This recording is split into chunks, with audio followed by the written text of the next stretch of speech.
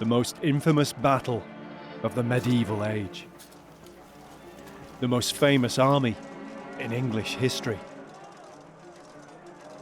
Henry V's Immortal band of brothers. It's a battle victory, and the French are too scared to face Henry in battle again. A decade-long archaeological quest. A lost map, a lost castle, lost graves. The mysteries which surround the Battle of Agincourt. The medieval world, the 5th to the 15th century. Tim Sutherland is one of Britain's most experienced archaeologists.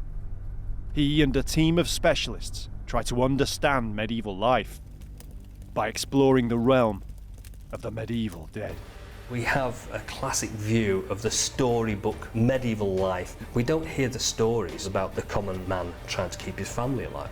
In our stores there are hundreds, if not thousands, of skeletons. Archaeologically speaking, we can now focus in on the medieval dead people. You're looking for clues in the skeleton all the time. And you couldn't help almost look through their eyes thinking, what did they see? How did they die?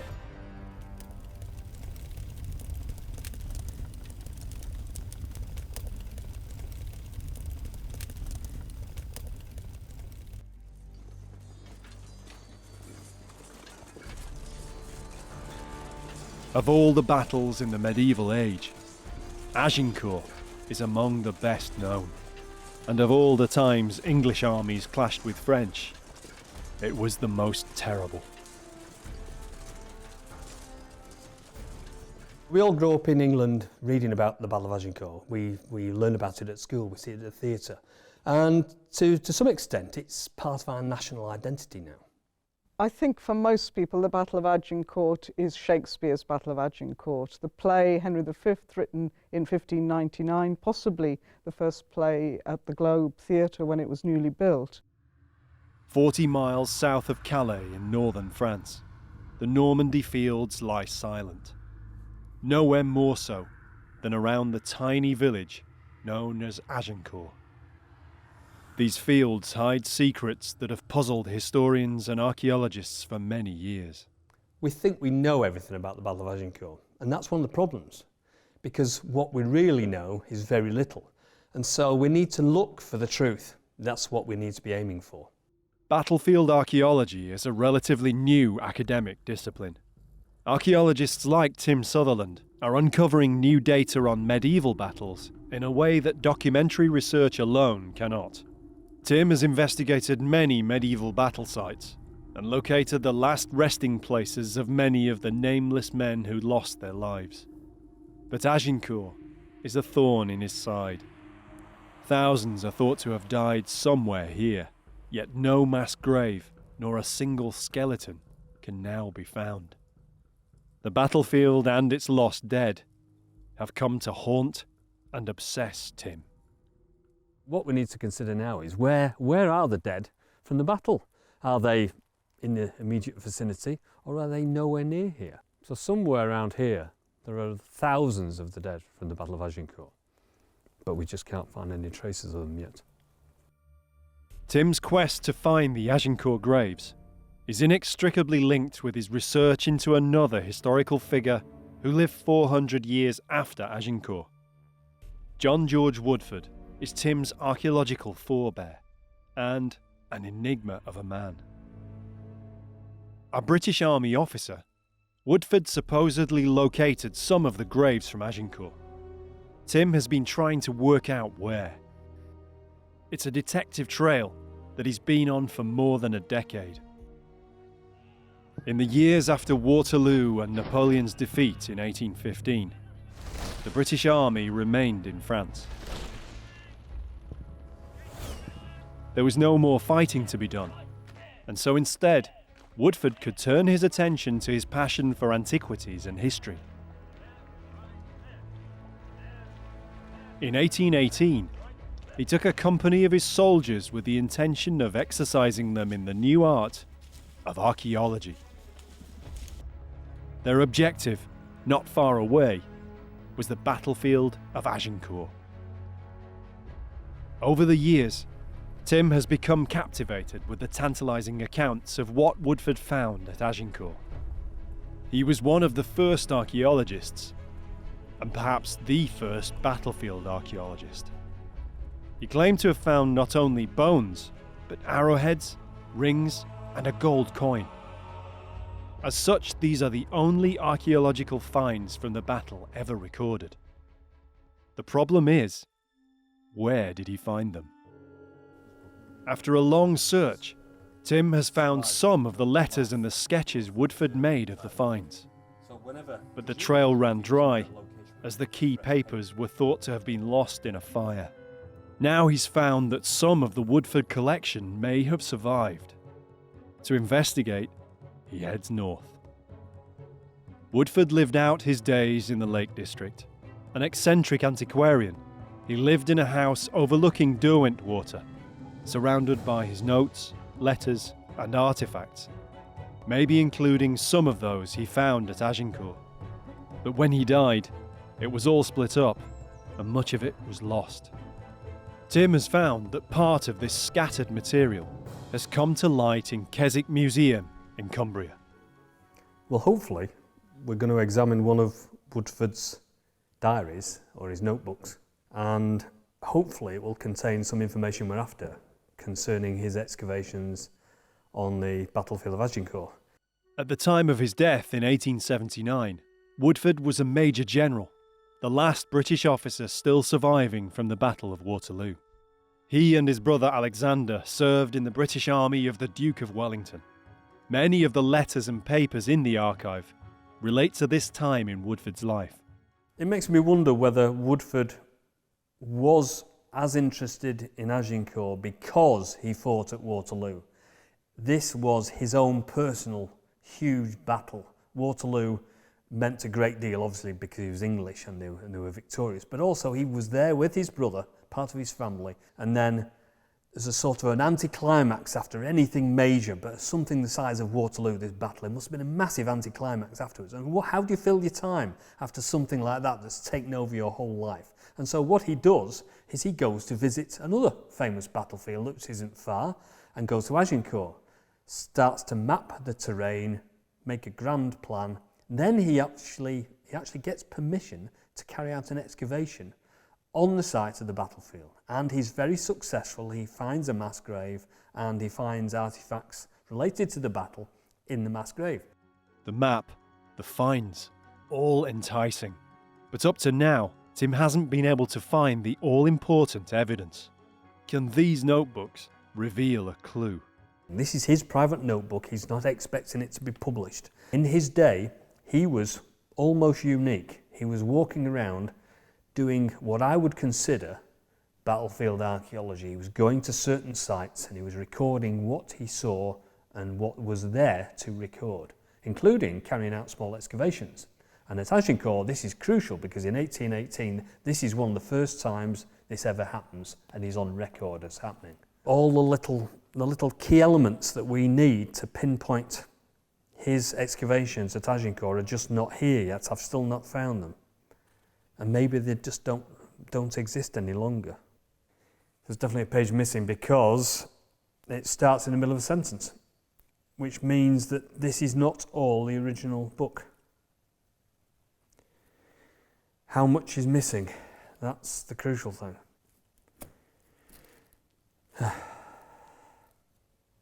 The papers are fascinating, but there's nothing here about Agincourt. Then Tim notices something else and realises what might have happened.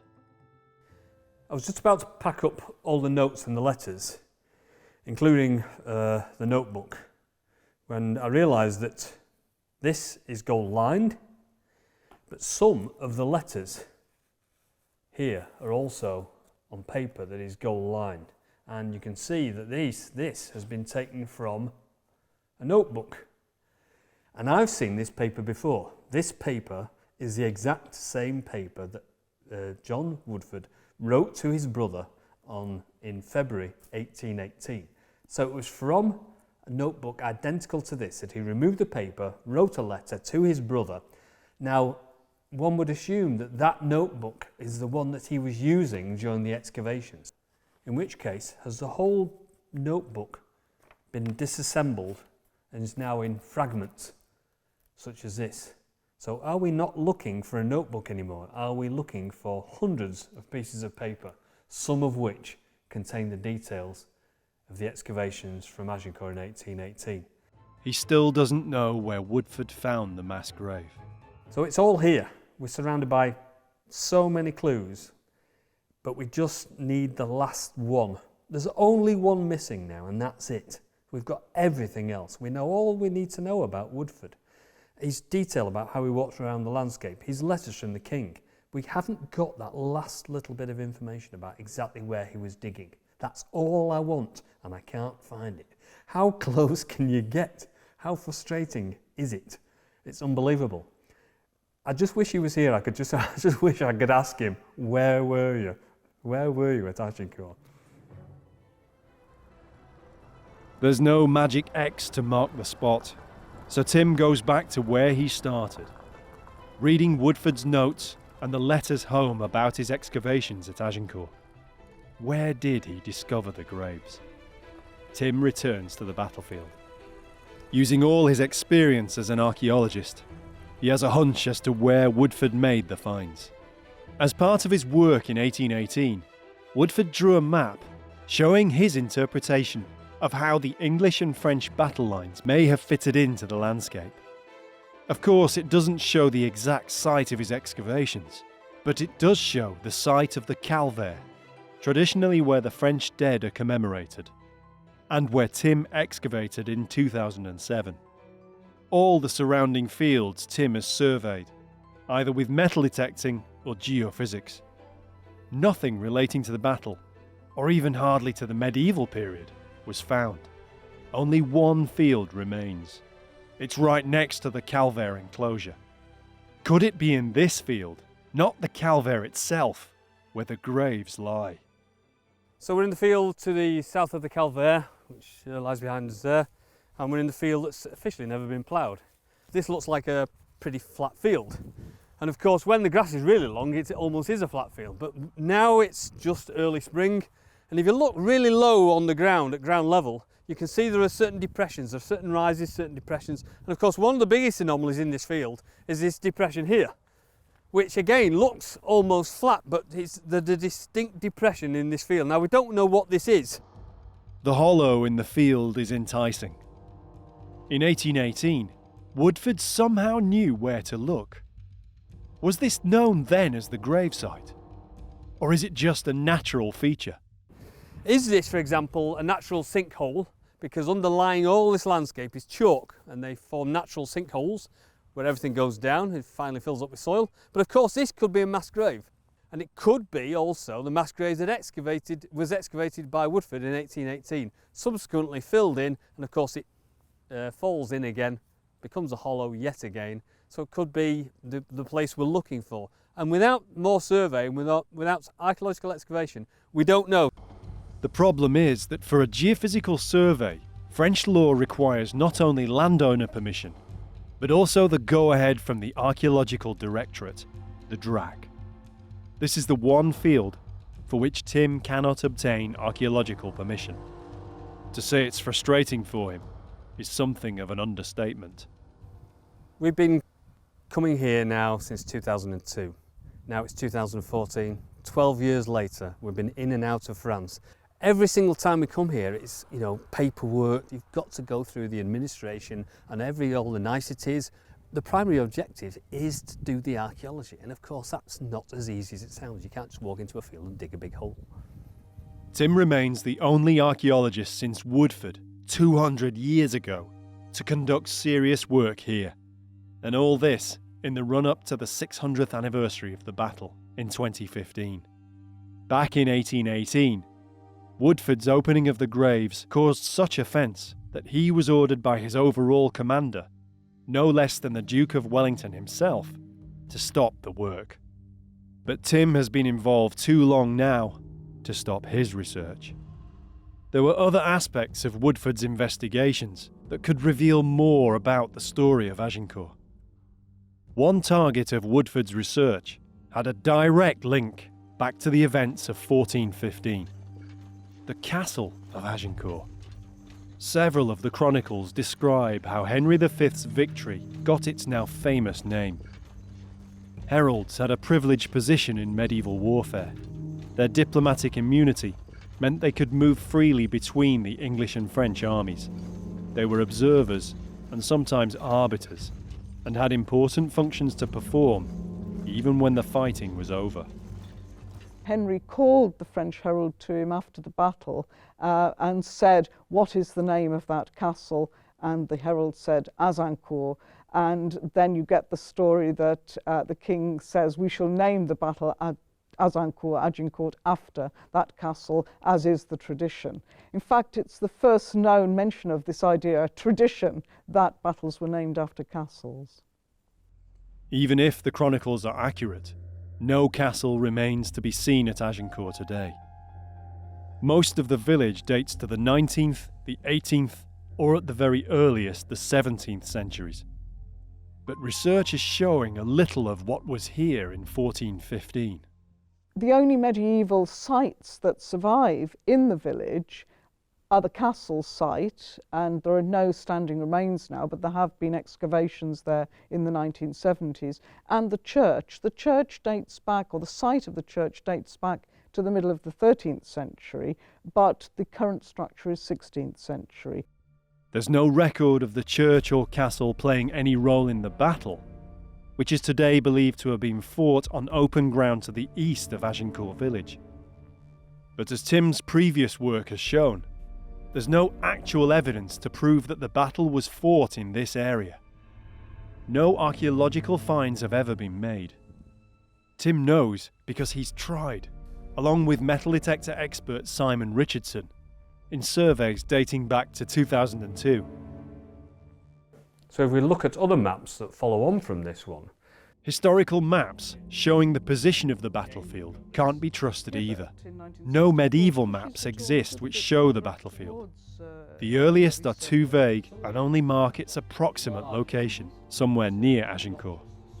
The later 19th century maps are full of detail, but Tim and Agincourt expert Anne Curry have shown how they all simply copy one source: John Woodford's own personal interpretation of the location and layout of the battle. Neither he then, nor anyone now, can say exactly where the actual battlefield lies. But if the castle was the reason the battle was named Agincourt, then it must have been fought close to the village, perhaps even within sight of the castle's walls.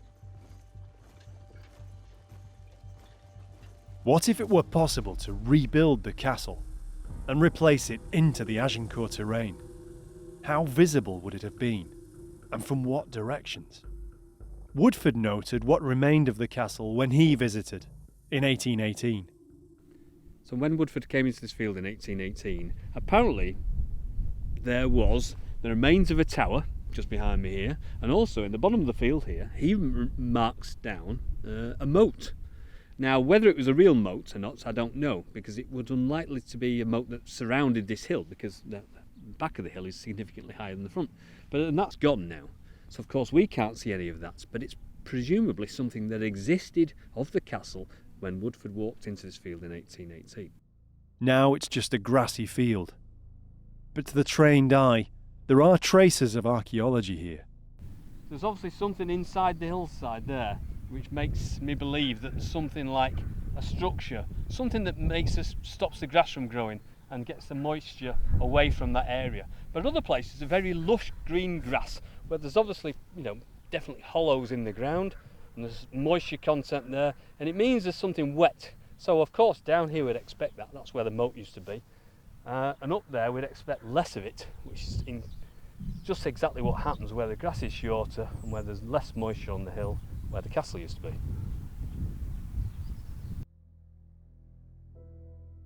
In 1976, a chance discovery led to ruins being unearthed here in a very unexpected way. The owner of the farm behind me decided to put in some land drains, or a big drain from the top of the hill down to the bottom to the stream.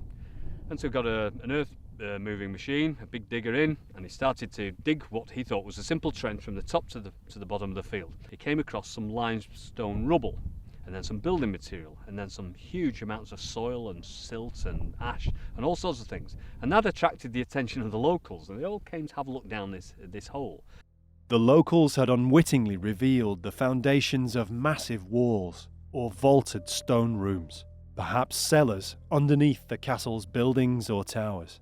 They were there for 3 weeks digging this big hole, and then officially somebody came along and said, "Excuse me, what are you doing? This is a castle. And it's an archaeological site. Would you mind stop doing this?" And the whole thing was shut down and backfilled, and people had wandered off site with all sorts of things, from tiles and bits of pottery. So with this, all of this was disseminated around the village, and that was the end of it. After almost 40 years, all that's left is a slight scar on the hillside where the excavation took place. Nothing can be seen above the ground, but what about below? On the flat area on top of the castle hill are the modern farm buildings. One of the barns is hundreds of years old. It probably dates to at least a century or so after the battle, but it could stand on the footprint of an earlier building. The owner has agreed to let Tim have a look at the oldest remaining part, the cellar which lies beneath. Maybe this dates back to the period when the castle stood here. It's in immaculate condition. It's absolutely fantastic. There's nothing wrong with it at all. It's been blocked up. There's got a blocked up doorway here and blocked up doorways here and there and hatches. And we don't know how old it is. And we don't know if it is on the site of an earlier cellar. But it's significant that it's so close to the castle site. And it's obviously below ground. We're well below ground here. Behind these walls, are there other walls, for example? Some stone walls. Like the existing farm, the castle would also have needed cellars, but it seems unlikely. It would be nice to think this was part of the castle, but unfortunately most of these bricks are a lot later, and it would have been a significant building if it had been made of brick in that period. So we're still looking for stone structures, and this isn't one of them. So although it was quite exciting to be told that there's an old cellar down here, and then climb down into all this, that presumably very, very few people have seen for a long time, it's still much too late for the castle at Agincourt. But it's not too late for Woodford. And so did Woodford ever come down this cellar and do exactly like I'm doing, shining his torch around looking for bits of the castle? It's a nice thought that maybe he was here 200 years ago. As nothing medieval has survived, to get an idea of the castle, Tim will have to piece together what evidence he has. Analysis of existing photographs shows the remains of the castle's footprint. The ghostly contours show hidden against the modern slopes. These features are the piles of debris where once stood the medieval walls. When the castle was abandoned and fell derelict, much of the accessible stone was probably sold or robbed, leaving just the mounds of earth. An account describes the castle as being in ruins in the decades after the battle, though its defences once boasted several round towers. So what did the building look like? To get an idea, Tim goes looking across this part of France to see what other similar-sized structures remain from the period. Large castles are relatively rare. Most are modest-sized fortified chateaux, and a good example is about 20 miles to the east at Le Chaux. We're now on the route between where Henry stayed at Harfleur and the battlefield at Agincourt. And they would try to avoid the big castles and the big fortified towns at this point because obviously it meant more trouble for them. But it's interesting in that if we look at the walls and the type of the structure, we can hopefully compare it to what was at the village of Agincourt. It gives an idea of how high the walls and towers could possibly have been at Agincourt. So even if the building was only on a modest scale, we can visualise the fact that it would have had stone round towers, would have had some sort of curtain wall. And so the scale would have been relatively impressive in terms of the village, but we don't know how big or grand it was in the greater scheme of things. And that's one of the things that we're interested in. Even a small castle could have been seen for miles on this terrain. So, for it to be visible from the battlefield, then it could have lain in any direction. Again, Tim goes back to Woodford's research. Is it possible that he missed something?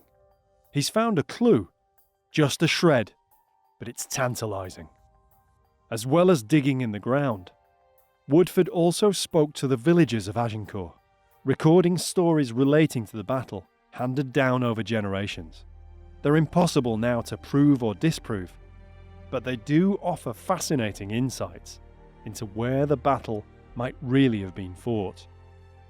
At that time, it would have been really important for Woodford to tap into the local folklore, to find out what they believed about their environment and how their fathers, their grandfathers had grown up in that environment, and also the stories they would have told each other. If we can find out what Woodford found out himself from those locals, it's almost like listening to the locals themselves 200 years ago. Contained in Woodford's letters are references to some of these discoveries. A now lost stone in the village, thought to have been a memorial to a French knight on the spot he was killed. The traditionally held belief that the battle actually began here in the village, not out in the fields, and evidence to support this in some of the surviving place names. A field known as Longley, a hill called perhaps grimly Montmorival. Looking at all this evidence that we've accumulated from Woodford's notes, it just made me think that maybe we could possibly be missing something that's quite obvious. Maybe the battle didn't start where it's supposed to have started, and there is an alternative view. Traditionally, the interpretation is that the two armies faced each other on this plateau to the east of Agincourt village. The epicentre was thought to be approximately marked by the position of the Calvaire. Crucially, the road on which it sits is not known for sure to have been there in 1415. Woodford's evidence seems to hint that the battle at least broke out in an area a mile or so away from the currently held battlefield. This is where the main road ran into Agincourt village, the main route that Henry's army was following. It's not like today. Back in the medieval period, roads would have gone from village to village so that people could have communicated with each other. They would have moved from village to village across a landscape, and an invading army would have done exactly the same thing. They would have gone from village, taken what they had, moved on to the next one. And so they wouldn't be just moving around the landscape willy-nilly. They would have actually been going from one set place to another set place and moving on progressively across the landscape. The valley is narrower than the wide open ground to the east. There's less open space here for the larger French army to fully deploy. On the other hand, this would have evened the odds in favour of the smaller English army, whose archers would have been able to concentrate their shooting at the compressed mass of enemy to their front. We're in the valley between the villages of Maisoncelles and Agincourt, and the army had to travel between the village behind me here, and they had to travel up this road, because this is almost certainly one of the earlier roads, because it links the two villages, and they had to go to the village behind me. And somewhere north of the village of Maisoncelles is the battlefield of Agincourt. We know it took place somewhere around here, but we don't know exactly where. It could be over there, or it could be over there, it could be behind us. When Woodford came here, he was told by the French that this local area here is where the battle started. Now that's significantly different from where everybody else is saying that it started. Right behind us, right over there, about a mile away. And so one would expect that for some reason the locals thought this battle started here. It's at least possible that the battle began near to this part of Agincourt, then spreading to the wider fields here, or the more commonly held battlefield location to the east. I think one thing to bear in mind is that there is still no archaeological evidence of the Battle of Agincourt, and that's really important, because without that everything is conjecture. We're looking at local legend, folklore, little bits of history. Basically it could be anywhere, and it's the archaeological evidence that will finally tie it down or nail it down to a very specific spot in this landscape. If there are hundreds, perhaps thousands of men buried somewhere here, what's certain is that they were mostly French. But what of Henry's victorious soldiers? Their casualties were relatively low, and the campaign won. Many returned to England. Who were they? The narrative accounts of Agincourt, both on the English side and the French side, only really mention the aristocracy by name. That's particularly true of English accounts. They mention very, very few people. They're only interested in the king and his immediate royal family and leading nobles. Our studies have suggested there are about 45 surviving tombs or brasses of people who are known to have been on the Agincourt campaign. Not all of those, of course, actually fought in the battle. Some were invalided home. Shakespeare leaves us with the idea that these 45 were among Henry's braves, his happy few, his band of brothers. But was this really the case? So I've always wondered whether Henry's knights came home from the Battle of Agincourt and were celebrated as heroes in their own right.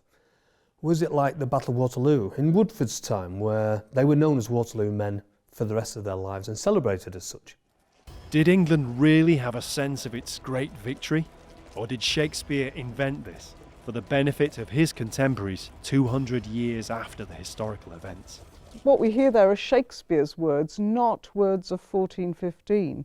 Take, for example, the idea of the band of brothers, the idea that those people who fought together at Agincourt had some special relationship with each other as a result of it. That's completely an invention of Shakespeare. What we're dealing with here is a professional army. We have about 320 people entered into contracts to serve on the campaign of 1415. The tombs and memorials of the Agincourt victors are scattered throughout England. These are mostly just the men who survived the campaign, who came home and continued their lives, and who died in many cases decades after the battle. Were their lives enhanced by their being able to proudly say they were at Agincourt? It was a campaign for which they intended to serve for 12 months, so it was probably a campaign of conquest rather than towards a battle. The nobility on the campaign would have known each other already pretty well, and there would have been knights and other members of households, again, that are well linked to the commanders. But the idea that there was something very special linking all of these people together, that after the battle they had a kind of like an old comrades club emerging from the fact they'd served together at Agincourt, is a complete myth. Most of the effigies, brasses, or inscriptions of Agincourt veterans are of privileged men who would have been memorialised anyway. Now, after years of fruitless searching for the graves at Agincourt, it seems Tim and Anne Curry will finally encounter the remains of one who was there in the battle that day. They've come to St Albans, where they've been granted special access to the tomb of one of the main English figures in the battle, and one of the brothers of King Henry V himself. Henry set off in 1415 with two brothers with him. His next eldest brother, Thomas, Duke of Clarence, who was invalided home with dysentery from Harfleur, and his youngest brother, Humphrey, Duke of Gloucester, and he is with him at the battle. Humphrey, Duke of Gloucester, was 25 years old at the time of the battle. He lacked fighting experience and was perhaps eager to prove himself. You've got to bear in mind that these are the aristocracy. They'd have trained in the use of arms from an early age, the use of the horse, all of that kind of thing. Maybe he participated in the foot joust, various other activities of that sort, and he would have been closely linked to his brother. Unusually, Humphrey's bones today aren't buried or sealed away.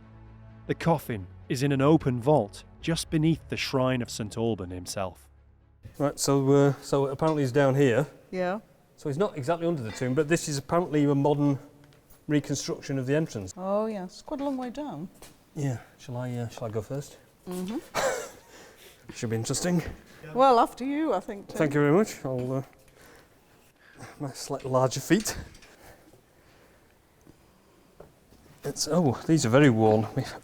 In fact, Well, I guess a lot of people came into here in the 18th and 19th centuries when they had the coffin open. The tomb lay lost and undisturbed for over 2.5 centuries before this concealed staircase was rediscovered by accident. so this tomb was prepared for Humphrey. It was indeed. He died at Bury St Edmunds, and he was brought from there after being disembowelled and embalmed, brought from there and buried in here on the 4th of March, 1447. Some people, of course, think that he was murdered at Bury St Edmunds. He'd been arrested for treason and died a few days later. In the decades after Agincourt, Humphrey had become embroiled in the factionalism of the early years of the Wars of the Roses. The exact cause of his death is still shrouded in mystery and conspiracy. In 1703, they opened the coffin up and there was a decaying corpse in there, but because it had been embalmed, it had a lot of embalming liquid with it, a bit like alcohol, and there was a good trade in that being taken away. Whether people drank it, I don't know, but rumour had it that it was topped up with alcohol later on. And it remained open till 1872. It was still visited, and that's probably why we've so much graffiti. So these are his personal arms, aren't they? They've got the border. They definitely are, yes. I mean, what we've got here is the arms of the royal family since 1340, the quartered arms of France and England, and the bit round here is called the label, and that indicates, in fact, he's the fourth son of the king. Right. Yes. On the 25th of October 1415, Humphrey commanded one of the largest retinues in Henry's army. So finally we're going to be confronted by somebody who actually fought at Agincourt. We are indeed. Tim has excavated many skeletons bearing evidence of medieval battle. He's looking for any traces that might be left on Humphrey's bones. I'm looking to see if there's any obvious evidence of trauma. Mm-hmm. He didn't have that active a military career. Agincourt was his only battle. Humphrey led from the front, in the thick of the fighting. And as some accounts have it, alongside King Henry himself. The Latin Lives of Henry V, written in the late 1430s, speak of Humphrey being wounded at the Battle of Agincourt, falling to the ground, and his brother sort of striding over him and protecting him against the French. It's a very heroic image. Do you think that's It true, though? certainly is. Difficult to tell, but it associates him with his brother Henry V. I So, think that's the most yes. important thing about that story. And it's an iconic image. It's of a marvellous image, Henry isn't it? standing over his wounded him. brother. Yes. After centuries of exposure to tourists and souvenir hunters, Humphrey's skeleton is no longer complete. But there's enough for Tim to assess the remains and compare them with what's known about Humphrey. He was described as a tall, athletic man, strongly built, a natural warrior. And in terms of height-wise, then if you compare it with I'm over 6 foot, so Yeah, he's right. round about 6 foot. Yeah. So according to this bone, it would appear Yeah. he's quite tall. Yes, yes it would. Ah, look, A tooth? a tooth. Good Lord. So there is a tooth. Oh, you can get all sorts of information from a tooth. Right. Well, that's his, in fact, a right arm, upper arm. So again, it's going here, and if you compare it with mine, again, very... It's a little bit shorter, possibly. No, I don't know. Oh, very, Yeah, very similar. Very similar. Yeah. So again, it suggests he's 6 foot, Yes, 6 foot it plus, does, or it maybe does. just around 6 foot. Mhm. Very robust. Mhm. No, That's pretty good. No sign no of obvious arthritis sign at of all, no. ebonation No. on it. No. And there he is. Gosh. Most of the finer bones at the base of the skull have gone. Obviously, the areas around the ears have been damaged. The zygomatic arches have gone on either side. Unfortunately, there's nothing left now of the facial bones, but there's more evidence of the strength and athleticism of the man, even though he was in his 5th decade at the time of his death. Feels odd picking up the head of somebody you know who it was. This again is quite a good indicator of a robust muscle on the back of the neck. On the back, yes. So it's very pronounced there. Yes. And the bigger the neck muscles, the more this ridge is more the pronounced. ridges there. There's nothing weak about this at all. So the fact that we know something about this, we can start working backwards. So right, does this skeleton look like it should be 57? Yes, it does. Does he look tall, robust? He does. Yes, he does. And so at the moment, I would say all this is not giving us any surprises, which is good news. It's rare enough to come this close to the bones of any well-known historical figure. Unique for them to be of one who was present at the battle which has captivated Tim for so many years. It's an unbelievable experience because obviously we've been talking about Agincourt. We've been far too long. for far too long. We've been walking the battlefield for probably far too long as well. Yes. We've been carrying out all sorts of work, but it's so rare to be able to look into the face of a person who was actually there on the day. I mean, this is so long ago. Amazing. Yes. We know where he was on the do. 25th of October in 1415. And we know he was in the main division with the king, not in the vanguard or the rear guard. This man was centre stage. He would have been with his brother in the central division in the main battle, and he would have seen what was happening to the vanguard, where the Duke of York was killed. Like all the English knights at Agincourt, Humphrey fought on foot, surrounded by the men-at-arms of his retinue of around 800 soldiers. As the battle and the day drew to a close, the fighting was bitter. We have the story that he falls to the floor himself, so he's very much involved in the hand-to-hand fighting, which is what these heavily armoured peers and knights were intended to do. You know, after the arrow volleys, these are the people who are doing the hand-to-hand fighting in a very skillful manner against their equivalents on the French side. For Tim and Anne, the meaning of Agincourt's real band of brothers now becomes clearer. These are the two brothers that fought at Agincourt. We're talking about the band of brothers as the concept, but these are physical relatives. They are brothers to each other. I think this is the real band of brothers. As you know, I'm dismissive of the Shakespearean thing. It's really Shakespearean invention. Armies are very hierarchical. But here we have a real band of brothers. Humphrey, Duke of Gloucester, and his brother, the king, fought alongside each other at the battle. Henry protected his brother when he fell. They discussed the battle in advance. They fought together. They enjoyed the benefits of victory afterwards. Humphrey fought alongside Henry on subsequent campaigns. Really, this is a very, very important link, I think. These are brothers in arms, brothers fighting together and winning the Battle of Agincourt. These were violent times. Henry and his brothers were born into leadership. Family, the dynasty was all.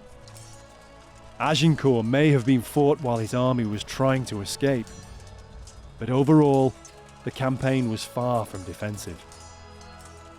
The English were the invaders. I think what I'd like to recall is the fact that the English really had no right to be there. We've got never to forget that Henry V was an aggressor. He didn't really have a claim to the north of France. Maybe he had a claim to Gascony, but it was an invasion. It was a war of aggression. Quite often, he is portrayed as a hero.